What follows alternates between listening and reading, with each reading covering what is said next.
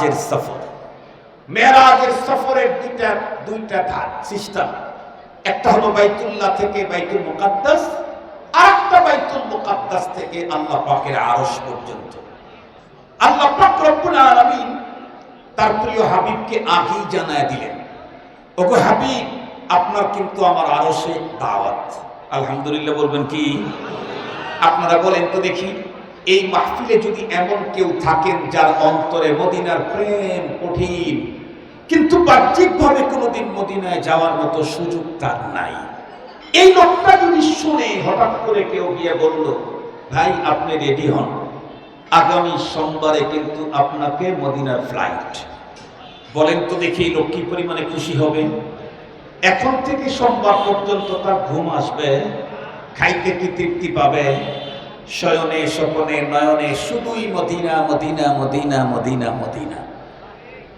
মাহতারিম, মদিনায় যদি যাওয়ার কোনো ব্যক্তি সুযোগ পায়, তাই যদি তার ঘুম না হয়, আল্লাহ মুহাম্মদুর রাসূল সাল্লাল্লাহু আলাইহি ওয়াসাল্লামকে বললেন, আপনার কিন্তু সফর হবে কোথায়? আরশে আজিমে। তাহলে পয়গম্বরের অবস্থা কি?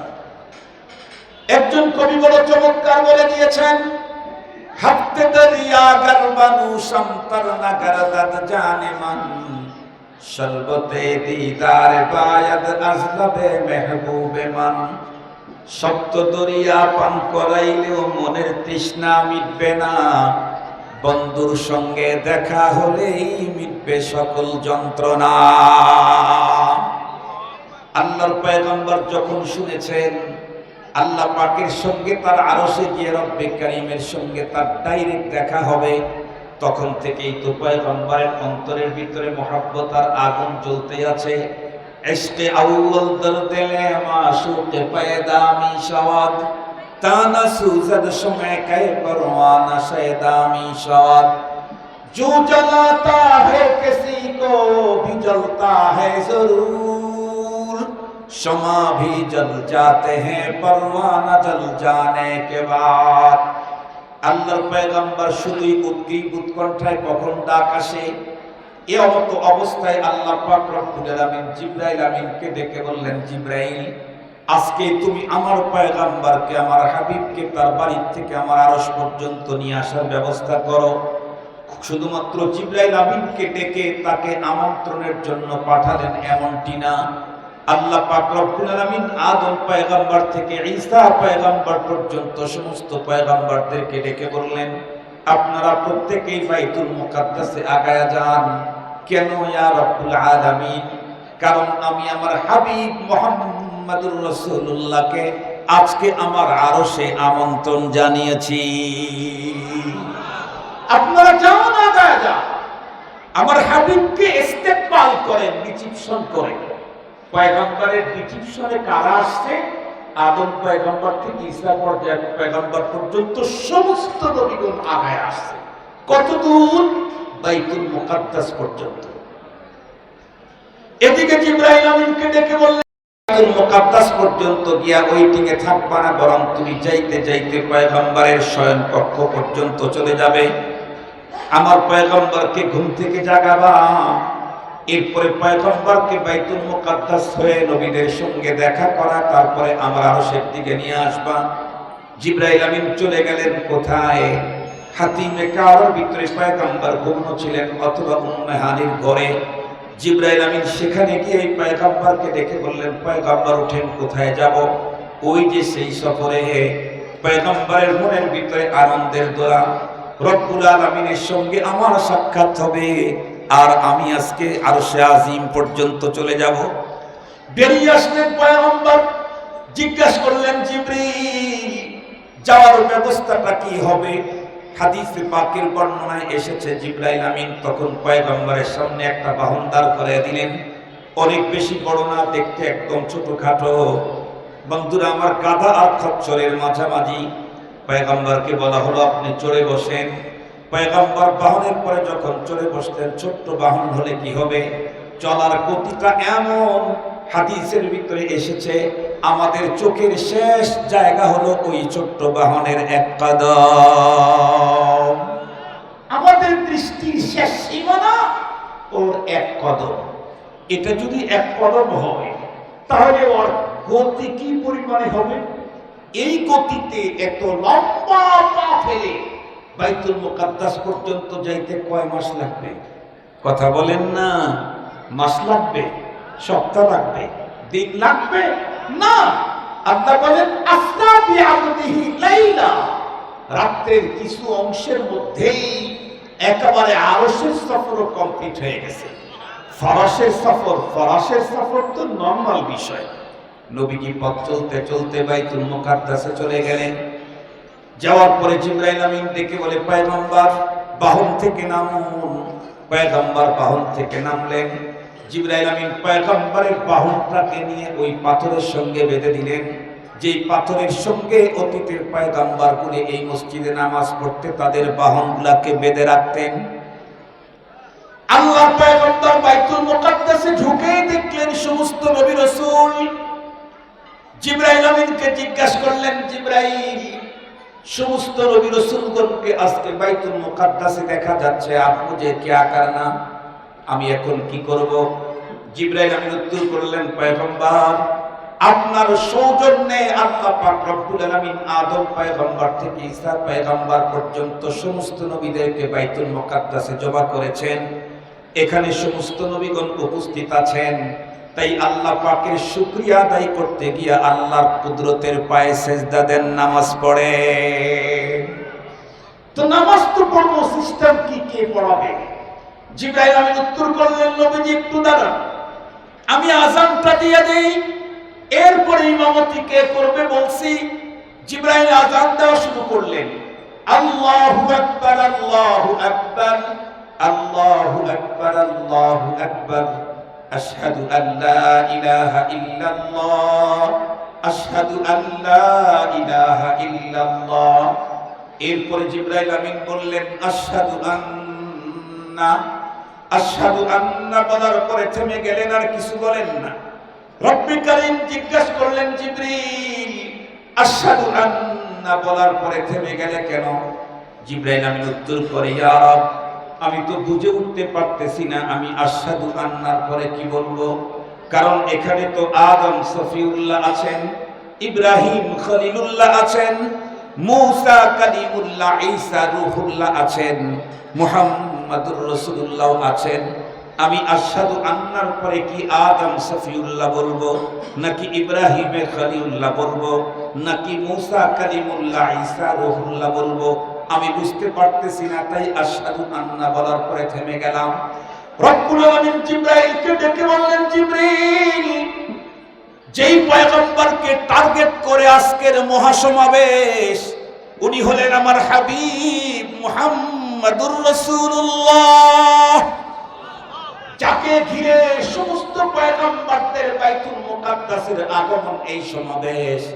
সেই সমাবেশে আমার পয়গম্বর থাকতে অন্য কারো নাম উল্লেখ করার কোনো পারমিশন নাই। সঙ্গত কারণে তুমি আর দেরি করা দরকার নাই, আজানে বলো আশহাদু আন্না মুহাম্মাদার রাসূলুল্লাহ। আল্লাহ পাক রব্বুল আলামিন সমস্ত নবীদেরকে এই জায়গায় কেন জমা করলেন, এই বিষয়টার পিছনে অনেক বড় একটা, বন্ধুরা আমার, হিকমত, বড় মজার ঘটনা আছে, কিন্তু এটা সহজে বুঝবেন না। সহজে অল্পতে বুঝাইতে চাইলে শুধু আলেমরা বুঝবে। এ কারণেই সময় মেনটেন করে চলতে হবে, ওদিকে যেতে চাচ্ছি না। আযান কমপ্লিট হয়ে গেল। মাইয়া উম্মু ইমামতি কে করবে? জিবরাইল আমিন আল্লাহ পাককে জিজ্ঞাসা করলে আল্লাহ পাক বললেন, যাকে টার্গেট করে সমাবেশ সাজাইলাম, ইমামতি তো উনিই করবেন। মুহাম্মাদুর রাসূলুল্লাহর ইমামতিতে নামাজ শুরু হয়ে গেল। আজকের ইমাম মুহাম্মাদুর রাসূলুল্লাহ, আর ওই ইমামের ইমামতিতে মুসল্লি হলেন আজ আদম তা ঈসা, সমস্ত আম্বিয়ায়ে কেরাম। একটা পর্যায়ে পয়গম্বর নামাজ কমপ্লিট করে দিলেন। এরপরে সমস্ত নবীগণ তাদের গন্তব্যের দিকে রওনা করলেন। আমার পয়গম্বরকে সঙ্গে করে জিবরাইল আমিন ঊর্ধ্ব জগতে, বন্ধুরা আমার, উপরের দিকে ওঠা শুরু করলেন। চলতে চলতে চলতে চলতে সিদরাতুল মুনতাহা পর্যন্ত গিয়ে জিবরাইল আমিন পয়গম্বরকে ডেকে বলেন, আল্লাহর হাবিব, এ পর্যন্তই আমার পারমিশন, এর সামনে অগ্রসর হওয়ার কোনো পারমিশন আমার নাই। वगर यकसरे ये बरतर पराम ফুরুকে তাজাল্লি বাসুজাদ পারাম। আমি এখানে থেকে গেলাম, এরপর সংরক্ষিত এরিয়া, এখানে শুধু আল্লাহর মেহমান ঢুকতে পারে, কোনো কর্মচারী ঢোকার পারমিশন নাই। যান, আপনি চলে যান। হযরত রাসূল করিম সাল্লাল্লাহু আলাইহি ওয়াসাল্লাম যাইতে যাইতে কত দূরে গেলেন? আল্লাহর আরশ পর্যন্ত। আল্লাহর কত নিকটে গেলেন? আল্লাহ নিজেই বলেন, ফাদানা ফাতাদাল্লা ফাকানা কাবা কাউসাইনি আও আদনা ফাআউহা ইলা আবদিহি মা আওহা। আল্লাহ পাকের রাসূল তার রবের কত নিকটে গেলেন? এক বর্ণনায় এসেছে রব্বুল আলামিন নিজের কুদরতের হাতখানা তার হাবিবের কাঁধের উপরে রেখে গল্প শুরু করে দিলেন। আগার খাহাম কিরাসে দিল বগুয়াম জানমিয়াবাম ওয়াগার জায়ে শবদ পয়দা তোরা তনহা নমিয়াবাম ওয়াগার ইয়াবাম তোরা তনহা ওয়াহাম শবদ জায়ে পয়দা বখুশি গম কুনম খুদরা ওয়ামান খুদরা নমিদানাম উশাহিদু মান আহওয়া বিগাইরি ওয়াসিলাতিন ফায়ালহিকুনি শানুন আদাল্লু তরিকা ইউহিজু নারান সুম্মা ইউতফিউ বিরাশাতিন লিযালিকা তারানি মুহরাকান ওয়া গরিকা দীদার মি নমাই ওয়া পরহেজ মি কুনি আতশে মা ও বাসারে খুদরাত জমি কুনি। আবেগ তৈরি হয়েছে, কিছু কবিতা বললাম, তর্জমা করার সুযোগ নাই। আলহামদুলিল্লাহ, আমার পরবর্তী যিনি এই স্টেজকে অলঙ্কৃত করবেন সুলতানুল ওয়াইজিন আইবি সাহেব এসে গেছেন। 5 থেকে 6 মিনিটের মধ্যে কথা শেষ করে দিচ্ছি। আল্লাহ পাক রব্বুল আলামিন তার হাবিবের সাথে কথা বলতে বলতে বললেন, হাবিব আমার তো অনেক প্রজেক্ট, ওয়া ইন তাউদ্দু নি'মাতাল্লাহি লা তুহসুহা, আমার প্রজেক্ট যদি আপনি গুনতে চান গুইনাই শেষ করতে পারবেন না, দেখে শেষ করার তো কোনো সুযোগই নাই। তবে আমি আজকে এই সফরে আমার 2টা প্রজেক্ট দেখায় দিতে চাই। একটা হলো জান্নাতের প্রজেক্ট, আর একটা জাহান্নামের প্রজেক্ট। আল্লাহর হাবিব বলেন, আমি যখন আল্লাহ পাকের জান্নাতের প্রজেক্টটা দেখার জন্য বিসমিল্লাহ বলে গেট খুলে ভিতরে ঢুকলাম, ঢোকার পরে দেখি কি, আল্লাহ, আমি তো মাত্র জান্নাতে ঢুকলাম, ঢুকেই দেখি আমার সামনে দিয়ে আমার কালো বেলালে হাফসি খরম পায়ে দিয়ে জান্নাতের ভিতরে ঘোরাঘুরি করে। আল্লাহু আকবার, আল্লাহু আকবার। কেউ প্রশ্ন করতে পারেন, হুজুর আল্লাহ রাসূলকে তো আল্লাহ পাক মেরাজে নিয়ে গেছেন, বেলালে হাফসি তখন তো মারা যান নাই, তাকে তো মেরাজে নিয়ে যাওয়া হয় নাই, তাকে জান্নাতের ভিতরে কেমনে দেখা গেল? এমন প্রশ্ন করলে বলবো, এই যে দাঁড়ায় আছে জন্তুর দিকে তাকান, এর কোনো একটাতে যদি এখন লাইভ অপশন চালু করে থাকে, আমি তো ওয়াজ করতেছি ব্যাংক কলোনি মাদ্রাসার স্টেজে, কিন্তু লাইভ অপশন চালু থাকবে আমেরিকা থেকে কেউ এই অপশনে ঢুকলে দেখবে আমেরিকাতেও আব্দুল বাসেদকে দেখা যায়, লন্ডনে কেউ দেখতে চাইলে দেখবে দেখা যায়, পাকিস্তানে দেখতে চাইলে দেখতে দেখা যায়। ইন্ডিয়া মোল্লাদেরকে ভিসা দিতে চায় না, কিন্তু লাইভ অপশনে দেখলে দেখা যাবে ভিসা ছাড়াই আব্দুল বাসেদ হাজির। মানুষের তৈরি করা প্রযুক্তির কারণে এক আব্দুল বাসেদকে যদি একটা টাইমে লক্ষ জায়গায় দেখা যায়, এই মানুষটাকে যিনি তৈরি করেছেন সেই রব্বুল আলামিনের প্রযুক্তির মাধ্যমে মদিনার বেলালে হাফসিকে কি আল্লাহর জান্নাতে দেখানো যায় না? আল্লাহ পাক রব্বুল আলামিন মূলত তার হাবিবকে দেখায় দিলেন, হাবিব আমার, বেলাল হাফসার হলে কি হবে, কালো হলে কি হবে, বেলাল কৃতদাস হলে কি হবে, বেলাল আপনার সঙ্গে সম্পর্ক কায়েম করার কারণে বেলালের পজিশনটা আপনি আপনার নিজের চোখে দেখে যান। পক্ষান্তরে ওই সোনালী যুগের আর একজন মানুষ, যে মানুষটার চেহারাটা এতটাই সুন্দর ছিল, বেলালে হাফসির মতো কালো ছিলেন না, বরং পাল্টা এতটাই সুন্দর ছিল। আমাদের সমাজের ভিতরে কোনো মানুষের যদি চেহারা বেশি সুন্দর হয়, বিশেষ করে যুবকেরা তখন বলে, হায় হায় চেহারা না আগুন। ঠিক বললাম না বে? ঠিক বললাম। এই যে লোকটার নাম এখন বলবো, এই লোকটার চেহারা সৌন্দর্য এত বেশি ছিল, যার নামই ছিল বন্ধুরা আমার আবু লাহাব। আগুনের বাবা। আমরা তো বলতাম চেহারা সৌন্দর্য দেখে আগুন, আর তার এত বেশি সৌন্দর্য যে তার নামটাই রাখা হয়েছে আবু লাহাব। এই আবু লাহাবের জন্ম কোথায়? হাবশার ভিতরে নয়, পৃথিবীর সবচাইতে বড় বড় দামি জমিন মক্কাতুল মুকাররমায় আবু লাহাবের জন্ম।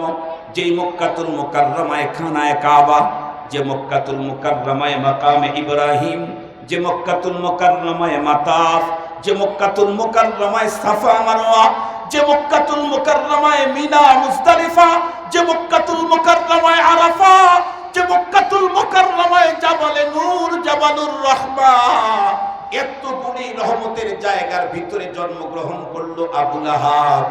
তারপরে কি বংশের দিক থেকে পৃথিবীর সবচেয়ে শ্রেষ্ঠতম বংশ। আমরা আমাদের পয়গম্বরের বংশীয় মর্যাদা বর্ণনা করতে গিয়ে যত লকব লাগাই সবগুলি আবু লাহাবের জন্য প্রযোজ্য। আমার পয়গম্বর ইসমাইলি, আবু লাহাব ইসমাইলি। আমার পয়গম্বর হাশিমি, আবু লাহাব হাশিমি। আমার পয়গম্বর কুরাইশি, আবু লাহাব কুরাইশি। আমার পয়গম্বর মুত্তালিবি, আবু লাহাব মুত্তালিবি।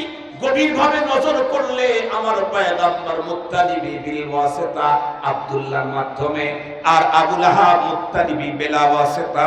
কারণ আবু লাহাবের বাবাই তো হলো বন্ধুরা আমার আব্দুল মুত্তালিব। এত কিছু হওয়ার পরেও এই আবু লাহাব চেহারার দিক থেকে আগুন, বংশের দিক থেকে অদ্বিতীয়, জন্মস্থান পৃথিবীর সবচেয়ে উন্নত হওয়ার পরেও সম্পর্ক করছে আবু জাহালের সঙ্গে।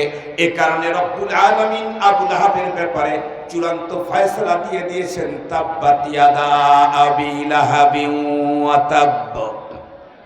কি ফয়সালা দিয়েছেন? আবু লাহাবের ধ্বংস একবার বলেন নাই, দুইবার বলেছেন। তাব্বাত ইয়াদা আবি লাহাবিন ওয়া তাব্ব, এক আয়াতে ধ্বংসের কথা দুইবার বলেছেন। আবু লাহাবের মতো মানুষ নবী বংশে জন্মগ্রহণ করার পরেও নবীর সাথে সম্পর্ক রাখে নাই। আবু জাহাল, উতবা, সাইবার সাথে সম্পর্ক রাখার কারণে তার যদি ধ্বংস অনিবার্য হয়, আমি যদি নায়েবে নবীদের সাথে সম্পর্ক না রেখে দাদা বাবুদের সাথে সম্পর্ক রাখি, তাহলে আমার জন্য তাব্বাত ইয়াদা 5 বার। আবু লাহাবের জন্য তো 2 বার, আমাদের জন্য হবে 5 বার। এজন্য আপনারা সিদ্ধান্ত নেন কার সাথে দুনিয়াতে সুসম্পর্ক রেখে চলবেন, সিদ্ধান্ত আপনারা নেন। আমার আজকের আলোচনার সাবজেক্ট ছিল সম্পর্কের মূল্য। আমি মনে হয় কিছুটা হলে বুঝাইতে সক্ষম হয়েছি। যতটুকুন বুঝাইতে পেরেছি ফামিনাল্লাহ, যতটুকুন অস্পষ্টতা রয়ে গেছে ফামিন্নি ওয়া মিনাশ শাইতান। আল্লাহ পাক আমাকে আহলুল্লাহদের সাথে সুসম্পর্ক রাখার তৌফিক দান করুক, আপনাদেরকেও আল্লাহওয়ালাদের সাথে সুসম্পর্ক রাখার তৌফিক দান করুক। ওয়া আখিরু দাওয়ানা আলহামদুলিল্লাহি রাব্বিল আলামিন। ওয়াসসালামু আলাইকুম ওয়া রাহমাতুল্লাহি ওয়া বারাকাতুহু।